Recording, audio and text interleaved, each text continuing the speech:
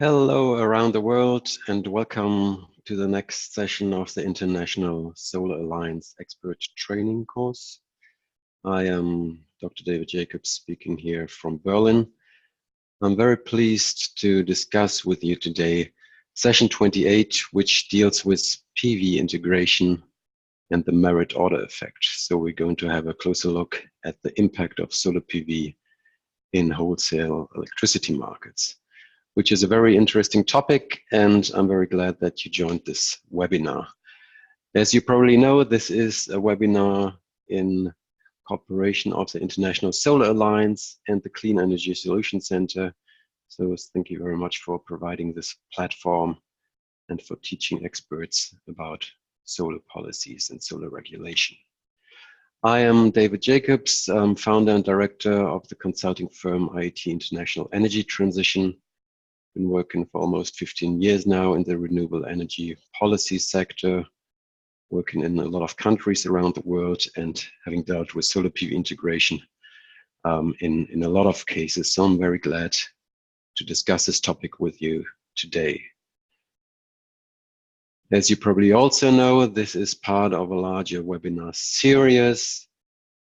We have a total of 8 modules dealing with policies for distributed PV, for large-scale solar PV, technical integration, market integration, off-grid solar, and so on.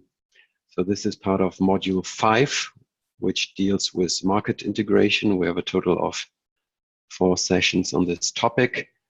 And if you're interested in additional information on these topics, related information, please also make sure that you look at webinar 15, which deals with subsidy-free solar pathways forward.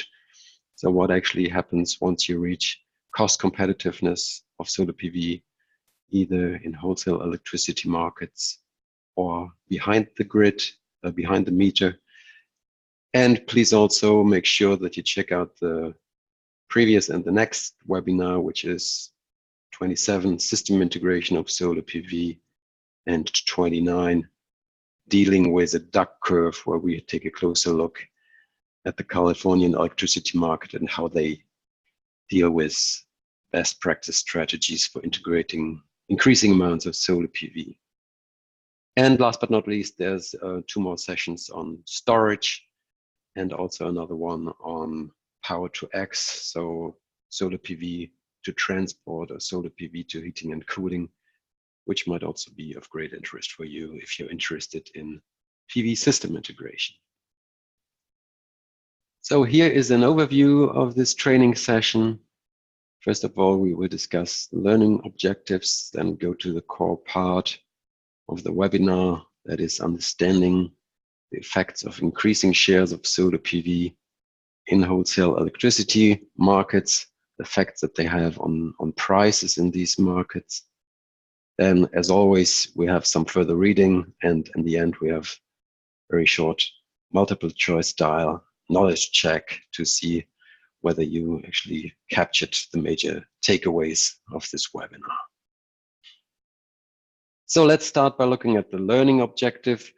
So after this 1-hour webinar, it would be great if you would understand, first of all, the basic functioning of wholesale electricity markets, of competitive wholesale electricity markets.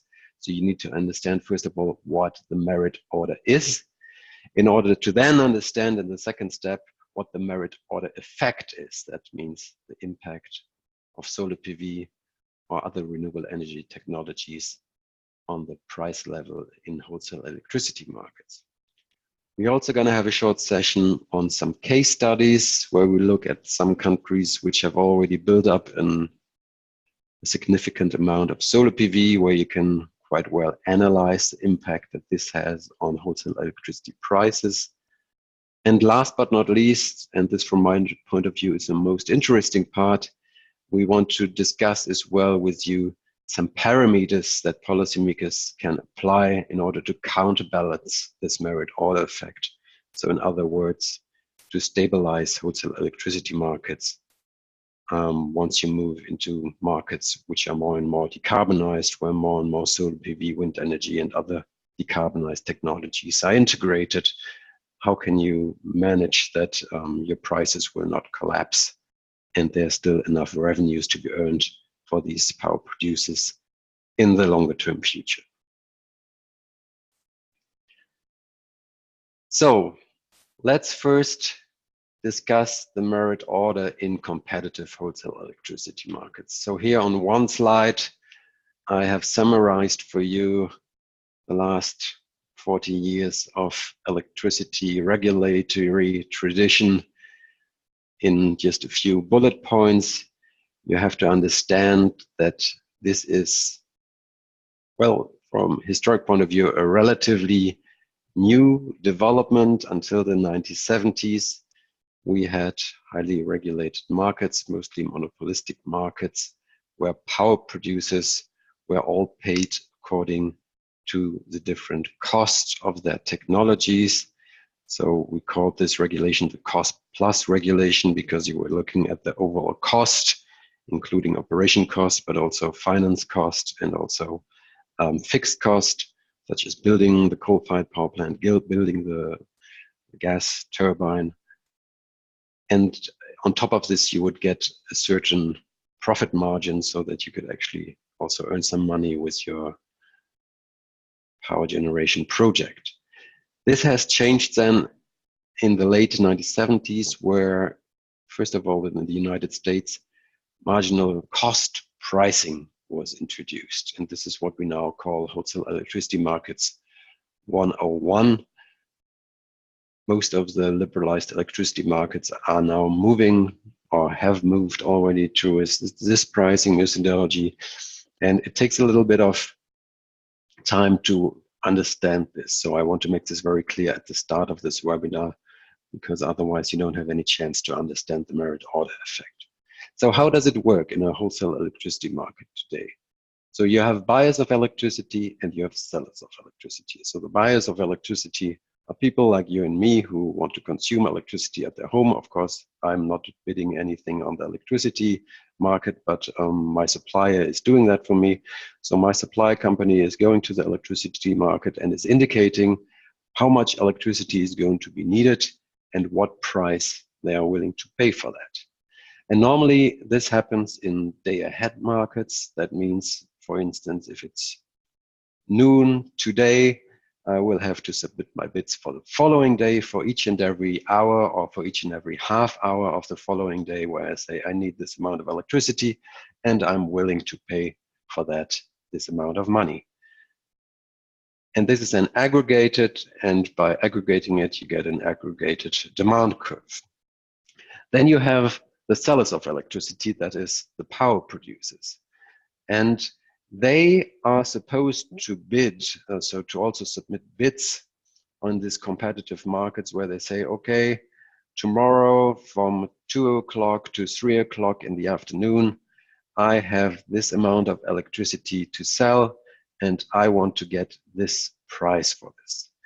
And they are theoretically always offering their marginal costs. And this is now very important to understand. The marginal cost really just means the fuel cost that they have, or to put it in a more theoretical framing, it means the cost that each power producer has for producing an additional unit of electricity. And producing an additional unit of electricity for gas-fired power producers does not mean how much did I pay for my gas-fired power plant. It only means how much gas do I actually need to operate my power plant an additional hour, and how much money do I need for that. So these marginal costs are then offered by each bidder, and then they are also stacked up in a supply curve.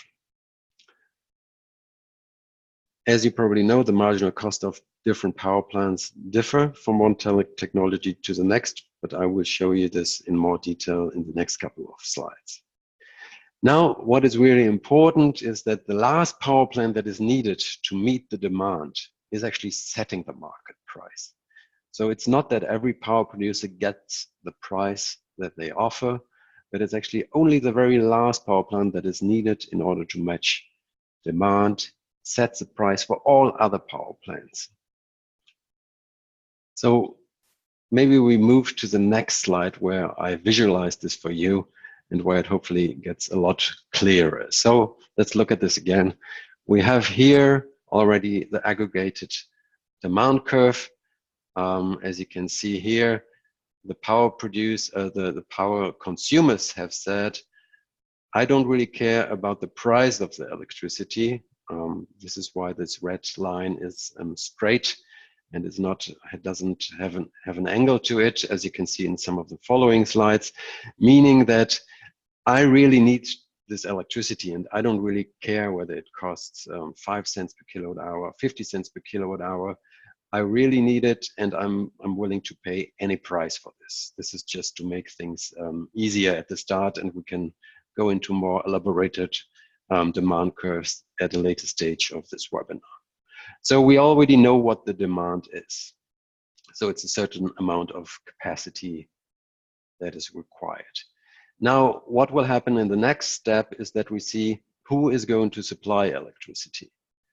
And now we understand what the merit order curve actually is. So let's see what happens. So first of all, in the old electricity markets, you had nuclear power coming in first because they had very low, or they still have very low operation and maintenance cost. They only need to buy some uranium, but all the other costs, the other operation costs are relatively low. So they come in first in the merit order. Then you normally have coal-fired power producers coming in second. This, of course, depends on the fuel cost for fossil fuels within your country. In the United States, for instance, this is different. Here you see nowadays gas-fired power plants coming in first because you have very low costs of gas due to the fracking boom in the last couple of years. But this is just one example of the merit order curve, so please be aware that this might look different in your country. And then you're also stacking up the other technologies, combined cycle gas turbines, normal gas turbines, and then last but not least, to meet the final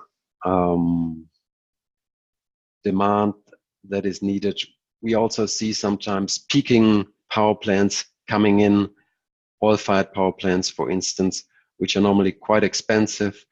But then what is very important that in this case, in this hour, so this only depicts 1 hour or one 30-minute interval of the wholesale electricity market price. In this hour, oil will set the market price for all power producers in the market. And this is then what we call the market clearing price. So what you need to understand is that oil is setting the market price, and then you see the difference between the nuclear market price and the green line, the market clearing price.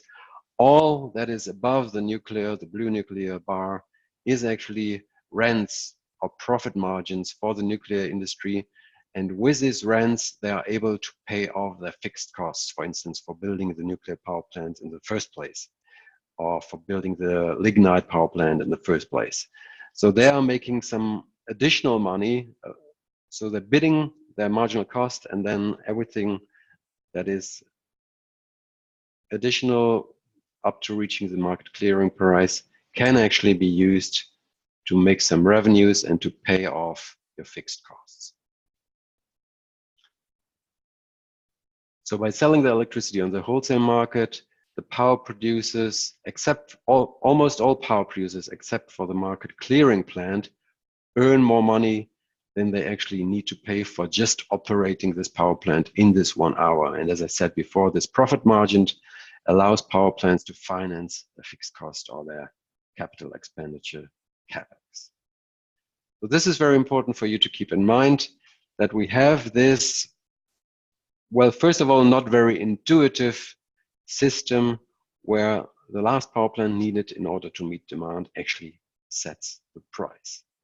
And when this was first introduced in the 1970s, late 1970s in the United States, this was the latest economic theory, which was suggesting that this way any kind of market would work in the most effective way, and also power markets. But as you can imagine, a lot of the folks from the electricity industry were rather skeptical of this. They were quite used to the cost plus regulation, where they were sure that they could earn enough money and also make a profit by having regulated prices. And now that were supposed to step into this relatively insecure market framework where, yes, they could make some quite significant additional profits. When you look at, for instance, the difference here between the nuclear price that was bid and the market clearing price, but there was also the risk that you would not earn enough money in this market because the market clearing price might also be relatively low, and then the rents that you're earning on top of your marginal cost might not be sufficient in order to finance your fixed costs. So it was quite a dramatic shift in electricity market regulation that took place first at the end of the 1970s, and it was then introduced in all wholesale electricity markets, in all liberalized wholesale electricity markets in many countries around the world. Now, this worked quite fine in the 1990s and in the 2000s, but then we had renewable energies coming into the system. But before we move to renewables, maybe just one more word on the actual merit order. Here I just show you one example of the actual merit order in a given day in Germany. You can see that it's actually not these fixed blocks, that not the marginal cost of lignite or of coal are not the same for all lignite or coal-fired power producers, but actually depending on the efficiency of these power plants, how old they are, they offer different prices. So you actually don't have these blocks per technology, but you have actually a more, a less steep shape of the merit order. That's why we also call it a merit order curve and not merit order blocks. As you can see here, for instance, even when you compare gas turbines and oil-fired power plants, you see that they are not even within one block, but some of them are so efficient, some of the gas turbines, that they even undercut some of the cost of the combined cycle gas turbines. And some of the oil-based power plants are even more efficient than some of the gas turbines, as you can see from the orange bars in the very back. So it's not even that one technology follows the next, but that they are sometimes also intermingled. And as a policymaker, of course, you would like to have not so steep merit order curves, because steepness always means as well that you have quite dramatic changes when it comes to demand and when it comes to differences in wholesale market prices. So now let's look at the merit order effect of solar PV and other renewable energy technologies. This is our starting point. This is a market where we don't have any renewable energies in the systems. And you can see that the market clearing price here is set in this hour by oil-fired power producers.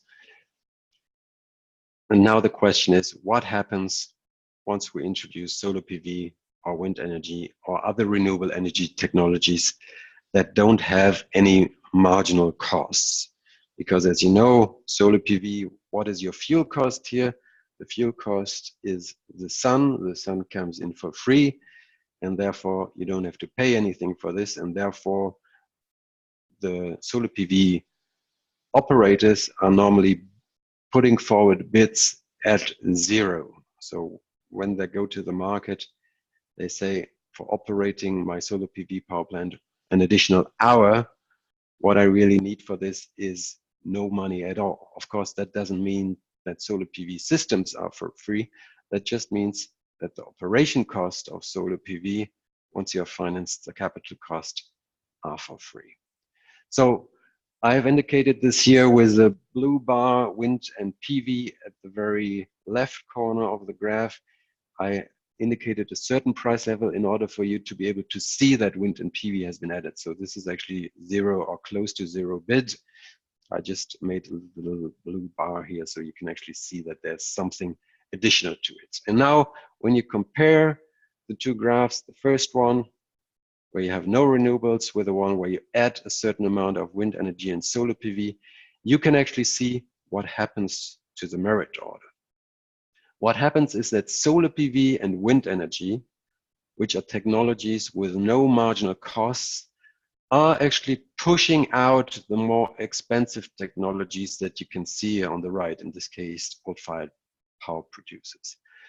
So they are shifting the entire merit order to the right, which means that the market clearing price that you see here is actually lowered. So once again, to show you the difference, this is the market clearing price without renewable energies, and then you add some solar PV and wind energy to the system, or you could also just add solar PV, and then the market clearing price goes down. So this has two effects, one positive effect and one not so positive effect. The positive effect is, of course, that lower wholesale electricity markets are beneficial for any buyer of electricity. So it's beneficial for households, it's also beneficial for industries, because in these marginal cost markets, that means that the cost of wholesale electricity is going down, and in the ideal case, this is also passed on to the final consumers. So you can see that in a lot of countries, energy-intensive industries are quite happy with adding more solar PV and wind energy to the system, because that actually reduces the wholesale electricity market price in general, and therefore they can buy electricity more cheaply, and therefore they can be more competitive in international markets. So for the buyer of electricity, this is quite positive. However, for the sellers of electricity, this is not so positive. So first of all, it's not very positive for the oil-fired power producers, because they are, in this hour, no longer part of the market. They can no longer sell their electricity. They are excluded from it, because they are offering prices which are not needed in order to meet demand. But it's also negative for all other power generation technologies, because you can see here that the rents, the profit margin that power producers can make above their marginal cost have been reduced, because the market clearing price has gone down. So in this hour, the nuclear guys, the lignite guys, the coal guys, and the combined cycle gas turbine folks are earning less money than in a situation where you wouldn't have wind and PV in the system. And of course, this continues when you add more PV to the system. But this is then the topic of the next slides. So I hope this simple effect is now relatively clear. Why does wind and solar PV adding it to the system cause reductions in the wholesale electricity market price? Because you're shifting the entire merit order to the right, and therefore the market clearing power plant, in this case, is no longer an oil-fired power plant, but a gas turbine, and therefore the profit margins for all power generators are reduced, and at the same time the wholesale electricity market price goes down, which is beneficial for the buyers of electricity. Now let's take a look at some empirical evidence of the merit order effect in different countries around the world. Here, first of all, we have some analysis on the effect of solar PV and wind energy on the electricity market in California. This is a paper from Lopez Proll et al. From 2017. It's called the cannibalization effect of wind and solar PV. This is also a term which is sometimes used for the merit order effect or potential price reductions in wholesale electricity markets. I myself try to refrain from these really drastic vocabulary. This is sometimes used. You have the cannibalization effect for solar PV and wind energy, which is another word for the merit order effect, while you also have, in the case of rate design, the death spiral. All of this terminology is actually coming from the United States, where there seems to be an appetite for using relatively drastic words in order to describe relatively neutral effects. Maybe this is just a reflection of our time, but I'm always trying to stay away from these overly dramatic wording. So let's stick to the merit order effect for this webinar series, and you can make a choice on your own. However you call it, what you can really see here is that with an increasing share of solar PV that you can see here at the lower bar of the graph with 0%, 5%, 10%, 15% of market penetration, you can actually see that the average market price, the value factor here, is going down quite steeply in the case of solar PV. So you can see here with very low shares of solar PV in the system at the left side of the graph, you can see that the value factor, the market value of solar PV is actually above the average. So it's above 1.0, because at these times you still had a relatively interesting peak demand at daytime, and then by installing solar PV into the California electricity markets, you could actually earn quite a lot of money during these daytime hours because there was a lot of demand, and you could then sell your electricity at market prices which were above the average wholesale electricity market price. But once you start adding more and more solar PV to the system, as you can see here, from 5% to 10% to 15%, you see that the value factor, the market value of solar PV actually decreases quite considerably. When you move up to 20% here, you can see that the value factor of your solar PV is only 0.5. It's like 50% of the average wholesale electricity market price. That means that in an hour that you sell your solar PV at a penetration level of 20% of solar PV, you would only earn half of the price that other non-solar power producers would usually earn in an average hour of the market. And this is, of course, due to the fact that solar PV is producing electricity relatively simultaneously. So all solar PV systems within California will start producing on a sunny day solar PV at 7, 8 o'clock in the morning. They have their peak at noon or 1 o'clock, and then they stop producing power again at 6, 7, 8 o'clock in the evening. And this is the same for all solar PV technologies. When you compare this with wind energy, here on the right-hand side, you can see that the effects of adding more wind to the systems are actually not that dramatic. They're actually quite the same, independent of the penetration level of wind energy. And this, of course, is due to the fact that not all wind power plants in California are producing at the same times, because sometimes it's windy in the southern part of California, sometimes it's windy in the northern part of California. So you have sometimes the wind is blowing in the evening, sometimes at daytime. So you don't have this simultaneous effect on the wholesale electricity market as you see it quite dramatically in the case of solar PV. So what does it mean for the actual market price? You can see here the wholesale market price in California from 2013 until 2018. And as you can see, the average wholesale market price by adding solar PVs to the system mostly has actually gone down quite considerably from an average of $42 per megawatt hour back in 2013 now to something like 28 dollars per megawatt hour in 2018. And this is something we see in all markets, in all wholesale electricity markets, liberalized wholesale electricity markets around the world, where we're adding substantial shares of solar PV. Here, another example from Germany, same story.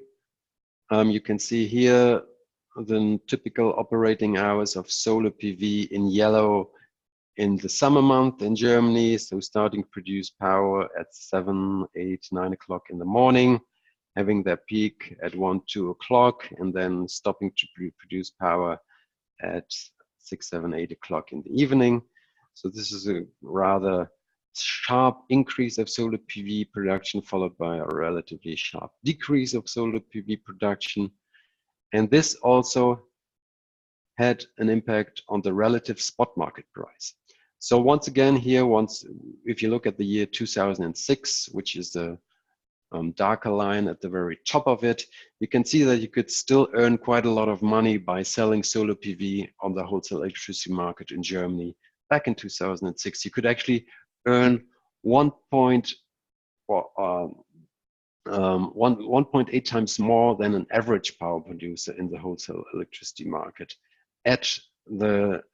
during the noon hours. So you also had a peak of electricity demand during noon, and therefore by producing electricity during this hour, you were actually able to make quite a lot of money. But once you add more solar PV to the systems, you have more and more people offering electricity during these hours, and therefore your supply and demand changes, the prices go down, and you can see this quite clearly here. For instance, when you could look at the line of 2013, where you actually no longer really have a mid-time peak. This is now become actually a mid-time down, a mid-time off-peak of prices, because we have added so much solar PV to the system. I think in 2013 it was about 25 gigawatt, that this actually decreased wholesale electricity market prices during these hours. Once again, what does this mean for the value factor of solar PV? Similar as a discussion already in California, you see that depending on the market share of solar PV, which is the orange dots here, the value of solar PV actually goes down. So we were starting at a relatively high value of about 30% more than the average wholesale electricity market price that you could earn with solar PV when you had very low shares of solar PV in the system. But this would then go down quite considerably already with a 2% and 4% market share of solar PV. We were then reaching more or less average wholesale electricity market. And this, of course, is going further down once you add more solar PV to the system. Maybe just a quick look at other countries around the world. We have the same stories from Australia here, a news cast from last month, where the regulator said that electricity prices are expected to fall by 2.1%. Wholesale electricity market prices. This means, of course, in the next 2 years, due to additions of wind and solar PV. And it was communicated as well that this lower wholesale price will actually be beneficial for households, giving them savings of 55 Australian billion dollars over the next 2 years. In Spain, same situation. Here we see that an increase of renewable energy productions by about 1 gigawatt hour reduces the daily average of the Spanish wholesale electricity market price by 2 euros per megawatt hour. And also a similar analysis was done in 2013 for the Austria-Germany interconnected market, where they concluded that adding an additional 1 gigawatt hour of renewables will actually reduce the daily average price on the wholesale market by roughly 1 euro per megawatt hour in this integrated market. So this is just to tell you that it doesn't really depend, well, it varies from one country to the next, but this is a phenomena that we see in all markets where we add substantial amounts of solar PV to the system. This is why we now come to the most interesting part of this very webinar, where we discuss factors that either reduce or increase the impact of the merit order effect. That also gives policymakers some ability to really deal with this issue and to come up with solutions that also allow solar PV producers or any decarbonized technology to still earn them some money in the future. So first of all, here's an overview of the different aspects that are impacting the depths of the merit order effect. So as we've already discussed a little bit, of course, the share of renewables or the share of solar PV that you're adding to the system has a very substantial effect on the wholesale electricity market price, but also other factors like establishing a CO2 price, a carbon price, and also the development of fuel costs for gas and for coal has a very significant impact on the price levels in wholesale electricity markets. And what is very important to know for any future electricity market is that, of course, by adding more flexibility to the demand side, you can actually compensate quite a lot of the factors quite a lot of the effects that we have discussed previously. And last but not least, I will also touch a little bit upon about the effects of grid expansion and market coupling, but also the flexibility of fossil fuels and well, less flexible power plants, because we also saw some situations where by adding more solar PV and wind energy to the system, you would see also some negative market prices. But this was actually not so much due to adding renewables, but that was more or less due to the inflexibility of the fossil fuel power plants, who during these hours of negative market prices preferred to pay a penalty, that is a negative market price, instead of just switching off their power plant for a couple of hours, because this would technically not be feasible or would lead to higher additional losses than what you'd actually pay as a penalty in terms of negative market prices. But this would require an additional hour of discussion, so I'm only going to touch upon these slightly. So the first three are going to be the topic for the next 20 minutes. So let's look at the share of renewable energies again. We discussed already that a high share of solar PV will further decrease the wholesale market price, and that this is especially true for solar PV because generation typically takes place simultaneously in one jurisdictions, and you don't have any variation, as you can sometimes see in the case of wind energy, for instance. And what you can definitely do is market coupling. That means increasing interconnections with your neighboring countries, and then not having two separate wholesale electricity markets, but maybe coupling them so that if you couple your market, which has a very high share of solar PV in the systems, with a market which doesn't have so much solar PV resources, or which has more wind energy in the systems, or more of other technologies, then you're actually also helping to reduce this merit order effect, because you would then overlay your market with the other market and you would get an average price and no longer see these very dramatic effects that I've already shown you in the previous slides. And of course, electricity storage can very much help to balance the variations in electricity supply. You can actually store the electricity in times of high solar PV penetration, and then you can discharge the batteries in times of low solar PV penetration. We're going to have one session on solar PV and storage. I think it's session 29 of this webinar series, so please check it out in order to learn more about this as well.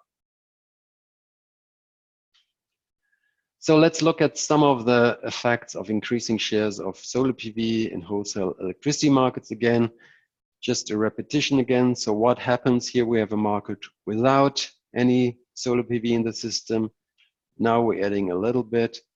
And now we see what happens when you add even more solar PV to the system. Price is going down further. As you can see here, we have pushed the merit order curve even further to the right. And now we no longer have the gas turbine here as a market clearing plant, but instead we have a coal-fired power plant, and this of course reduces the electricity market price quite considerably. And also the benefits or the profits, the profit margins for the other power producers, for the nuclear, lignite, and of course wind and solar themselves, have been reduced quite considerably. And you can of course spin this further and say, what does actually happen once we reach 100% renewable energy power markets, which would require a discussion of its own. But you can just imagine that we add more and more wind and solar PV to the system. And then, of course, what would happen is that the wholesale market price would go down to the price of wind and solar once they cover the entire demand. This, of course, would mean then, at least for certain hours of the day, that the wholesale electricity market price will go down to zero. However, there's of course a strong debate about this. First of all, you have to keep in mind that wind and solar PV will not produce 100% of electricity all the time, because you have some hours or some months during the year where this is not going to be the case, and therefore You have other technologies which will then be setting the price in competitive wholesale markets. For instance, you could imagine that biomass and biogas will be the price setters in 100% renewable energy markets, and they have quite high operation cost as well, similar to gas turbines, and therefore you would still see quite a significant price, at least during those hours in wholesale electricity markets. Even though you have 100% renewables in the system, you will also see storage coming into the system in fully decarbonized systems, which will also be price setters in the merit order curve, and so on. So this really deserves a discussion on its own, and there still needs to be a lot of research to be done. I just wanted to highlight this with a few sentences, that there is quite a lot of discussion about it, because you have to keep in mind that the marginal cost pricing was actually introduced back in the late 1970s in order to allow fossil fuel-based power producers to refinance themselves on the market. It was actually, when you look at the history, especially the electricity regulation in California at the end of the 1970s, the whole intention of establishing marginal cost-based pricing was to allow gas-fired power plants, which were newcomers to the markets, to refinance themselves on the markets via marginal cost pricing. And if you keep in mind that the first intention of establishing marginal cost pricing was actually to allow fossil fuel-based power generation, or it's not really fossil fuel-based, it's about allowing power generators which have significant marginal costs.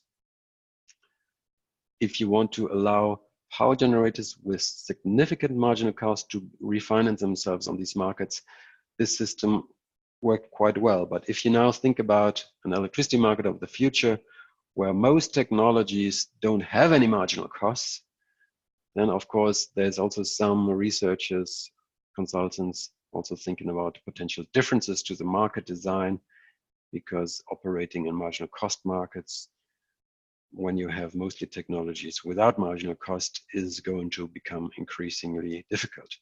But this is beyond the scope of this webinar, and therefore please also check out the webinars that we have produced on the future of solar PV in this webinar series.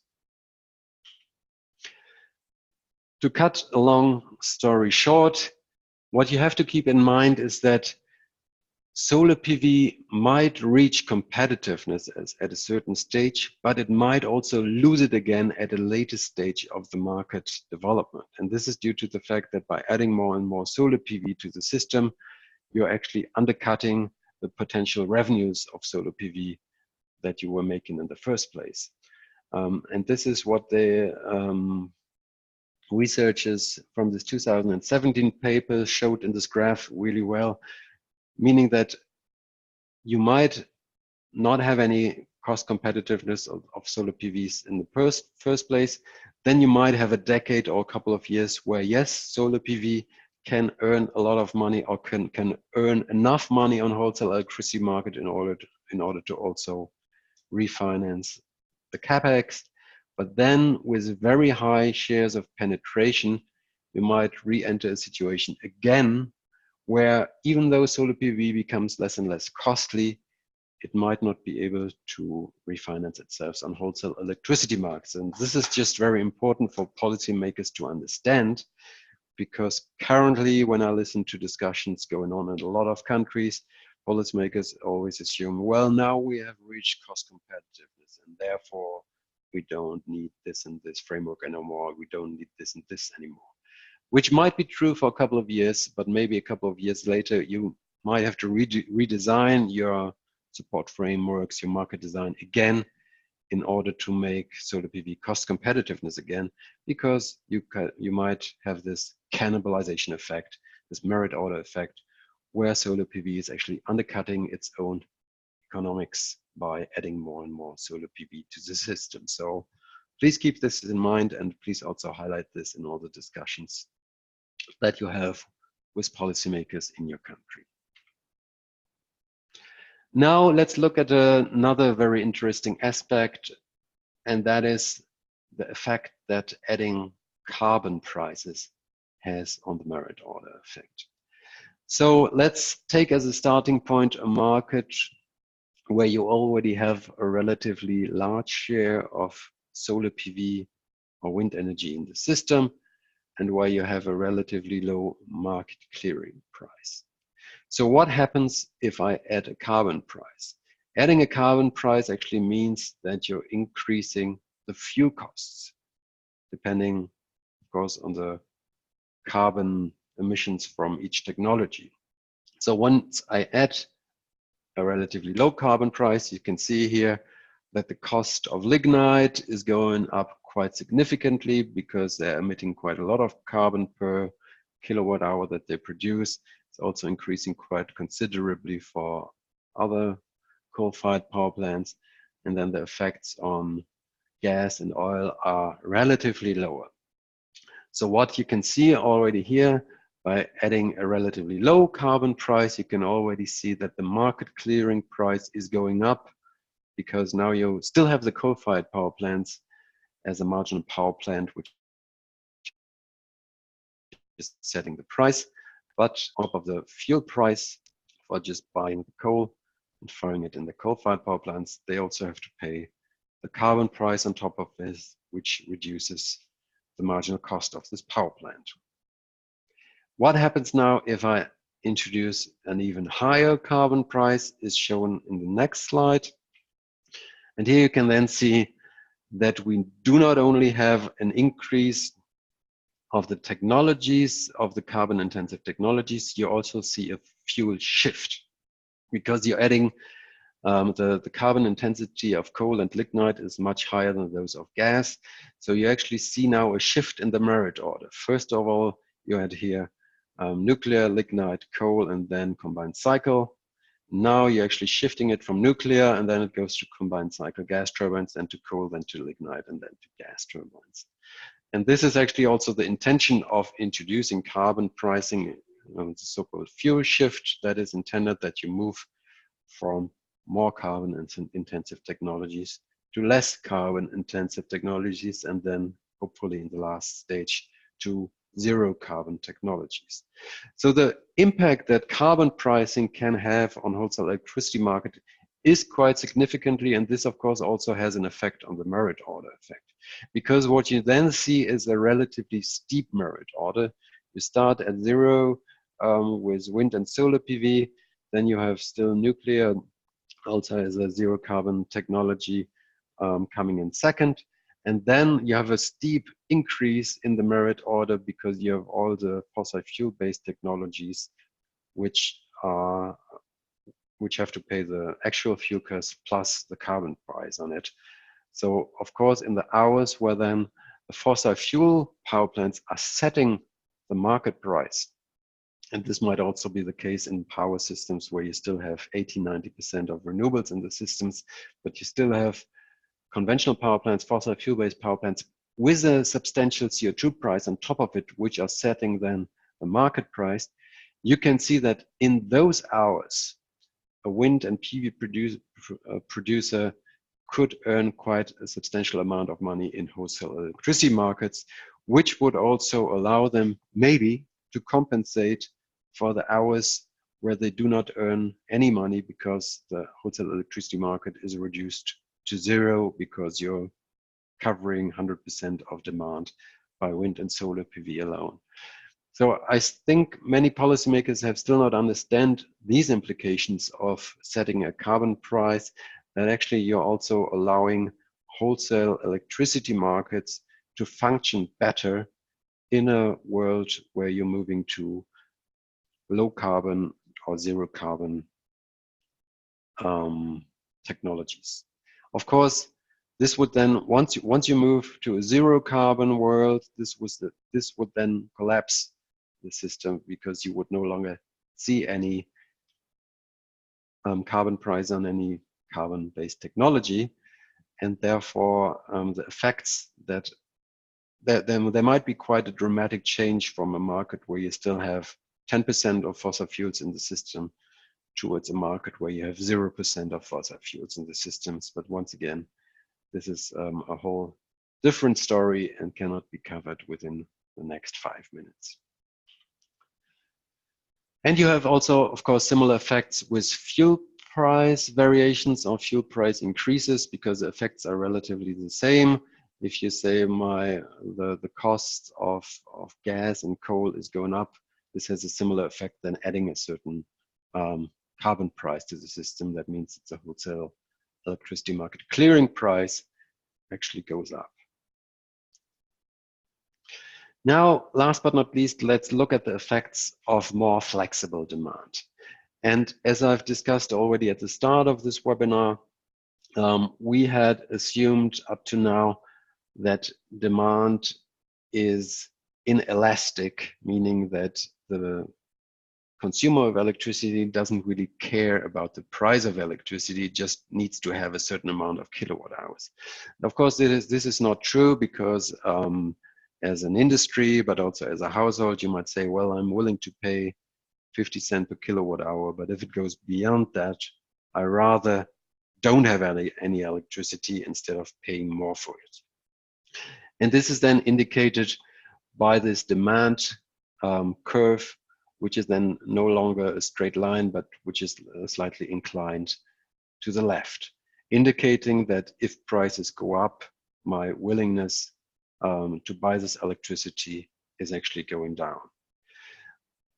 And of course, there is a certain amount of elasticity to the market, but this only exists once the market prices, the hourly market prices that we see in the wholesale electricity market, actually reach the final consumer. And this is still not the case in most electricity markets around the world, because in most electricity markets, you pay the same amount of electricity for each and every unit that you buy during daytime, nighttime, and so on.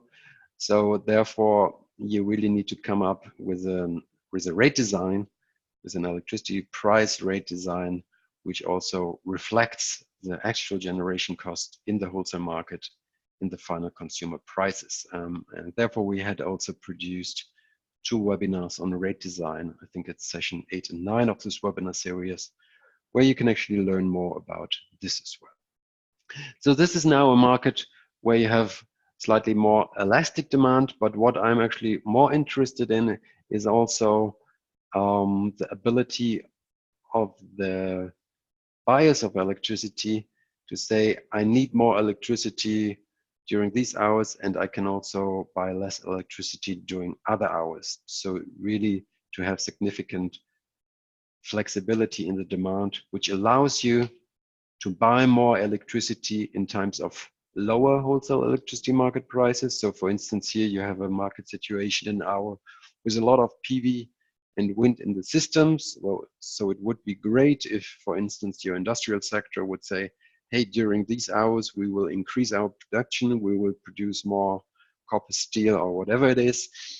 So we buy more electricity during those hours because the prices are relatively cheap. Whereas in hours where we have little PV in the system and prices are relatively high, I will actually try to decrease my demand, and therefore I will also decrease my costs. So establishing demand side flexibility is going to be very, very crucial for the electricity systems of the future. And it will also be one of the main intervention points for policymakers to really reach a more stable wholesale electricity market price and to avoid some of the fluctuations that you could see in renewable energy-based power systems without any demand-side flexibility. So just a quick summary of our major findings here. Once again, it is clear that adding PV to the system actually reduces wholesale electricity market prices. This has an advantage for the consumers of electricity. They are normally quite happy with this because they have to pay less for the electricity, but it also has some implications for refinancing power plants via wholesale electricity markets altogether, and it also undercuts the competitiveness of solar PV in wholesale electricity markets if you keep on adding more and more solar PV to the system. Of course, what also helps, and this is also part of this webinar series, is allowing solar PV to be used as well in the other sectors, in the transport sector with electric vehicles, but also in the heating and cooling sector. But this is going to be discussed in the next webinar, but this is also one of the parameters you have to keep in mind in order to stabilize wholesale electricity market prices. And policymakers can apply additional measures to counteract these trends. As I mentioned before, you can engage more in market coupling, grid expansion with your neighboring jurisdictions, or, and this is probably the most effective one, is introduce a valid carbon price, which would then allow the profit margins for power producers to increase in the wholesale electricity market price. And as I mentioned before as well, what needs further investigation is really how the wholesale market could function in fully decarbonized electricity systems where you no longer have fossil fuel power plants as price setting technologies, but alternative technologies, maybe biomass, maybe storage, maybe more flexible demand. And this definitely needs more investigation in different markets around the world, because the situation will be slightly different in all of the countries with different technology mixes, with different degrees of interconnections with neighboring countries, and so on and so on. So this really needs some country-specific analysis. So thank you very much for staying with me for the full hour. I hope this was interesting for you. I hope the graphical illustrations helped you to understand this relatively complex topic. Here's a list of further reading, as always. And I'm very grateful again for the International Solar Alliance and the Clean Energy Solutions Center for providing this platform. Looking forward to hearing you again in the next webinar session. Now, as always, just a few knowledge checkpoints, few multiple choice questions. Enjoy and have a very nice day. Talk to you soon. Bye-bye.